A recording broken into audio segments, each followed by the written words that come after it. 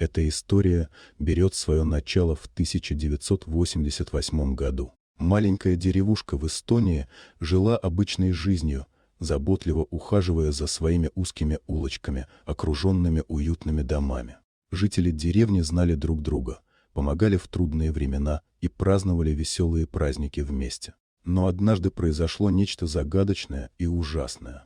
В 1988 году, когда осенние листья начали опадать, жители деревни начали исчезать один за другим. Сначала это казалось случайностью, но когда исчезли уже все, никто не мог понять, что произошло. Родственники начали массово обращаться в полицию и писать заявления о пропаже, но даже тщательное расследование не принесло никаких результатов. Деревня стала пустым призраком своего прошлого, а тайна исчезновения жителей осталась неразгаданной. Спустя почти четверть века, когда многие уже забыли о загадочной деревне в Эстонии, рыбаки, отправившиеся на лов рыбы у берегов Италии, случайно наткнулись на таинственный остров, затерянный в море.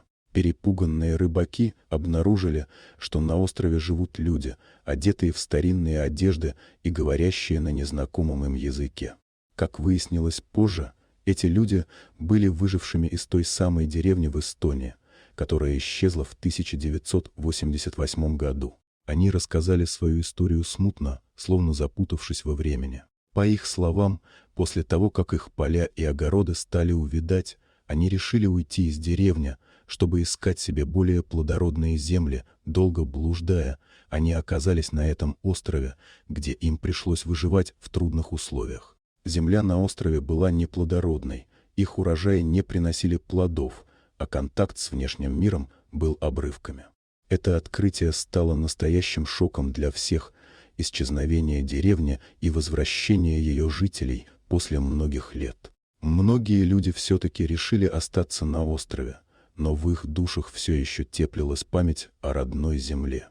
Со временем, когда тайна была разгадана и связь с внешним миром восстановлена, жители деревни с острова стали вновь встречаться с родными и близкими, рассказывая им свою невероятную историю.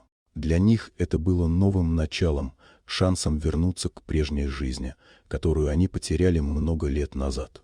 История деревни, исчезнувшей в 1988 году и воссозданной на таинственном острове, стала предметом интереса исследователей и ученых. Она напоминала о том, как непредсказуемы пути судьбы и как важно помнить о своих корнях, и о том, что история всегда имеет продолжение, даже если она кажется утраченной. Вот такая удивительная история.